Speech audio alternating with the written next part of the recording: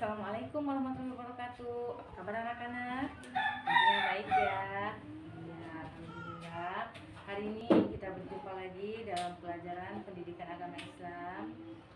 Hari ini kita akan membahas tentang mengenal kitab-kitab Allah. Setelah sebelumnya minggu kemarin kita sudah belajar tentang Asmaul Husna. Ini kita akan membahas tentang mengenal kitab-kitab Allah.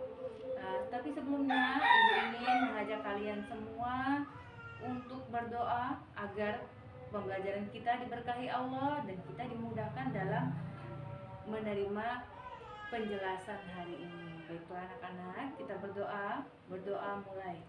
Bismillahirrahmanirrahim. Rabbi shrahli sadri wa yassirli amri wahlul 'uqdatam min lisani yafqahu qawli.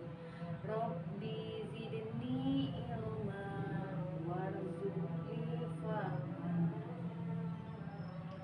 Baiklah, henti-hentinya Ibu mengingatkan supaya kita tetap menjaga kesehatan, menjaga protokol kesehatan agar kita terhindar dari menerapkan protokol kesehatan agar kita terhindar dari wabah penyakit yang saat ini sedang menjadi permasalahan kita sedunia ya nak ya. Bagaimana caranya menjaga kesehatan? Cuci tangan pakai sabun, pakai masker, menjaga jarak. Nah, itulah mengapa sekarang kita sedang belajar dari rumah, ini ya, karena untuk menjaga kesehatan, untuk memutus mata rantai penularan pandemi ini. Baiklah anak-anak, kita akan lanjutkan tentang mengenal kitab-kitab Allah. Baiklah. Sebelum itu, Ibu ingin kita setelah mempelajari tentang mengenal kitab-kitab Allah ini, Ibu berharap kita semua dapat memberikan contoh kegiatan yang mencerminkan dari keimanan kita terhadap kitab-kitab Allah. Kemudian lagi Ibu ingin kalian semua bisa menyebutkan nama-nama kitab-kitab yang telah diturunkan kepada Nabi dan Rasul. Kemudian nama-nama Nabi yang menerima kitab Allah. Ibu ingin kalian membuka buku halaman 16. Di sana kita akan mempelajari tentang mengenal kitab-kitab Allah. Baiklah. Kita lihat di sana bahwa Allah telah berfirman dalam Quran surat An-Nisa ayat 136 yang berbunyi, Ya ayyuhallazina aminu billahi wa rasulihi wal kitabil ladzi anzala ala rasulihi wal kitabil ladzi anzala min qabl. Wa may yakfur billahi wa malaikatihi wa kutubihi wa rusulihi wal yaumil akhiri faqad dhalla dhalalan ba'ida. Quran surah An-Nisa ayat 136. Artinya, wahai orang-orang yang beriman, tetaplah beriman kepada Allah Subhanahu wa taala dan Rasulnya Muhammad, dan kepada kitab Al-Quran yang diturunkan kepada Rasulnya, serta kitab yang telah diturunkan sebelumnya. Barang siapa ingkar kepada Allah Subhanahu wa taala, malaikat-malaikatnya, kitab-kitabnya, rasul-rasulnya, dan hari kemudian, maka sesungguhnya orang itu telah tersesat sangat jauh. Quran surat An-Nisa ayat 136. Nah, di sini di ayat ini Allah menjelaskan bahwa kalau kita tidak percaya kepada adanya kitab-kitab yang sudah diturunkan kepada para rasul dan nabi pilihannya, maka kita termasuk orang-orang yang sesat. Nah, dari itu kita harus mempelajari dan mengenal kitab-kitab Allah. Iya, pintar ya. Yang pertama adalah kitab Taurat. Kitab Taurat diturunkan Allah Subhanahu wa taala kepada Nabi Musa alaihi salam. Tepatnya lebih kurang pada abad ke-12 sebelum Masehi. Nabi Musa alaihissalam menerima wahyu di Bukit Tursina atau di Gunung Sinai yang bertepatan di daerah Israel dan Mesir, ya. Kitab Taurat ini menggunakan bahasa Ibrani. Dalam kitab Taurat mengandung 10 ajaran kebenaran, ya. Yang pertama adalah menghormati dan mencintai Allah saja. Yang kedua, menyebutkan nama Allah dengan hormat. Yang ketiga, menyucikan diri, mensucikan hari Tuhan. Yang keempat, menghormati ibu bapakmu. Kelima, jangan menghilangkan nyawa, artinya kita dilarang membunuh orang. Yang keenam, jangan mendekati wanita yang bukan mahramnya. Nah, berarti ajaran ini sudah ada sebelum Al-Quran diturunkan. Kemudian jangan mencuri, berarti tidak boleh mencuri. Ajaran tidak boleh mencuri artinya sudah ada sebelum Al-Quran diturunkan. Oke. Yang selanjutnya adalah tidak boleh berbohong.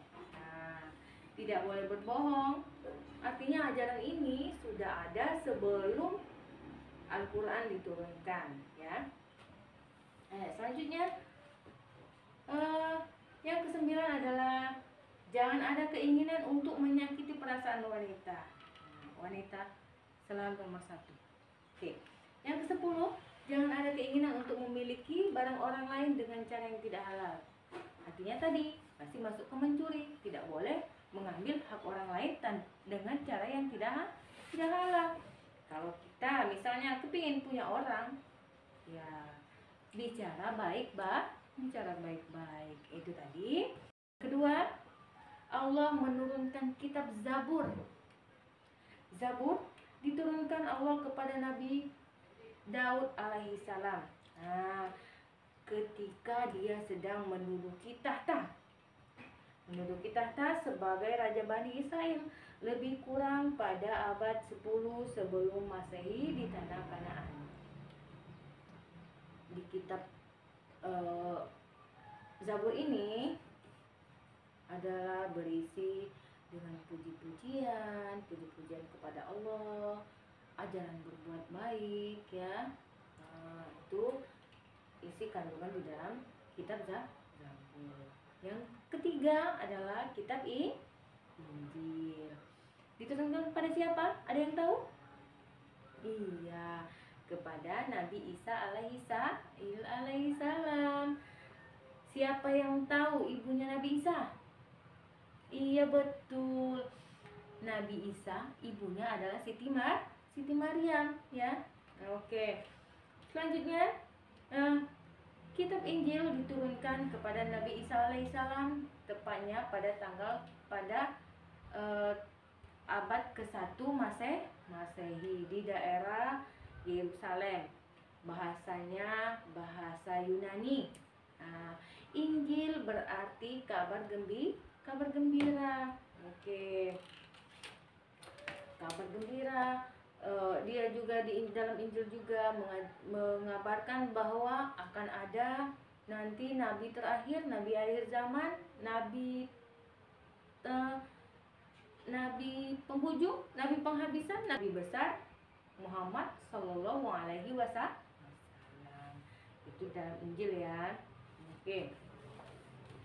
Selanjutnya yang keempat adalah kitab suci kita, kitab suci agama Islam. Sebenarnya kitab Al-Quran ini bukan hanya untuk umat Islam, untuk semua umat. Karena kitab suci Al-Quran diturunkan untuk menyempurnakan 3 kitab sebelumnya, ya. Itulah makanya disebutkan Al-Quran adalah rahmatan lil alamin. Al-Quran diturunkan kepada Nabi Muhammad SAW tepat pada usia Nabi Muhammad 40 tahun. Pada saat ketika dia menerima wahyu pertama, wahyu Allah yang pertama. Ada yang tahu wahyu Allah pertama itu apa? Iya, Quran surah Al-Alaq 1 sampai 5. Pada saat Nabi Muhammad SAW menerima wahyu ini, menerima perintah bacalah. Pada saat itu juga dia diangkat menjadi nabi dan rasul. Turunnya Al-Quran ini biasanya kita sebut dengan apa? Di bulan apa coba? Iya, di bulan Ramadan. Hanya ada di bulan Ramadan. Tanggal berapa? Biasanya 17 Ramadan. Disebut dengan nuzulul. Iya, disebut dengan nuzulul Quran. Oke anak-anak ya. Al-Quran diturunkan tepatnya di Gua Hiro. Di mana Gua Hiro? Di Mekah. Gua Hiro adalah tempat Nabi menyendiri untuk berhalwat kepada Allah. Di Gua Hiro tepatnya di Mekah. Oke anak-anak, kita lanjutkan lagi. Al-Quran terdiri dari 114 surat, terbagi dalam 30 juz dan 6.236 ayat. Oke, Al-Quran diturunkan berangsur-angsur selama 22 tahun, 2 bulan, dan 22 hari. Al-Quran menyempurnakan seluruh hukum-hukum yang sebelumnya ada di kitab-kitab Allah terdahulu. Ada di kitab Taurat, Zabur, dan Injil. Nah, Al-Quran menyempurnakannya semua. Semua hukum-hukum yang tidak boleh mencuri, tidak boleh mengambil hak orang lain, tidak boleh berzina, tidak boleh mendekati wanita yang bukan mahram tadi. Semuanya disempurnakan di dalam Al-Quran. Karenanya Al-Quran bukan saja untuk umat Islam, tapi untuk seluruh umat. Oke, itu makanya disebut rahmatan lil alamin. Baiklah anak-anak, itu tadi tentang, kita sudah kenal ya sekarang dengan kitab-kitab Allah. Allah menurunkan kitab-kitabnya adalah sebagai pedoman, sebagai panduan bagi umat manusia agar selamat dunia dan akhirat. Ya, sebagai panduan untuk kita hidup di dunia agar mencapai kebahagiaan kelak di akhirat. Itulah makanya kita harus berpedoman kepada kitab-kitab suci, yakni kepada yang terakhir, kitab suci Al-Quran. Oke. Dalam kitab Allah semuanya diajarkan tentang kebenaran, tentang kita bagaimana kita berperilaku kepada Allah, berperilaku kepada sesama manusia, berperilaku kepada hewan dan tumbuhan. Ya, semuanya diajarkan di dalam Al-Quran. Oke, kita lihat di halaman 17. Kita lihat ada anak yang sedang sholat. Ya, itu caranya kita berperilaku kepada Sang Pencipta, memohon dan meminta kepada Allah, berdoa hanya kepada Allah saja, ya. Oke, kita lihat lagi ajaran terpuji kepada sesama manusia. Kita lihat ada anak yang beramal tamat kepada sesama teman. Kemudian ada anak yang sedang menolong teman yang terjatuh. Nah, itu ya contohnya, itu berperilaku kepada sesama manusia. Kita lihat cara berperilaku kepada hewan dan tumbuhan. Memberi makan ayam-ayam di rumah. Kenapa kita harus memberinya makan? Karena dia adalah hewan peliharaan kita. Kalau kita tidak memberinya makan, ya mati kelaparan dong hewannya, ya kan? Nah, kita lihat lagi ada anak-anak gadis yang sedang menyiram tanaman. Nah, iya, karena kalau tidak disiram, mati tanamannya nanti. Kasihan kan kalau mati? Iya, oke. Bahkan Allah mengajari tentang berbuat baik kepada diri sendiri. Bagaimana caranya? Nah, caranya mandi yang bersih, gosok gigi, potong kuku. Nah, kemudian ada lagi mempercantik diri, cantik-cantik ya. Nah, biar terlihat lebih bersih, sehat.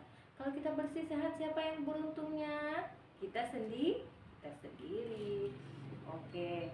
Nah, itulah tadi anak-anak tentang mengenal kitab suci, kitab-kitab Allah beserta ajaran-ajaran yang ada di dalamnya. Sekarang kita sudah kenal semua, kita sudah tahu semua. Kitab-kitab itu diturunkan kepada siapa saja, maka kita harus mempercayainya dengan sebenar-benarnya. Baiklah anak-anak, setelah tadi kita mendengar penjelasan tentang mengenal kitab-kitab Allah dan ajaran-ajaran yang terkandung di dalamnya, sekarang ibu ingin kita merealisasikannya dalam kehidupan sehari-hari, terutama dengan sikap-sikap tadi.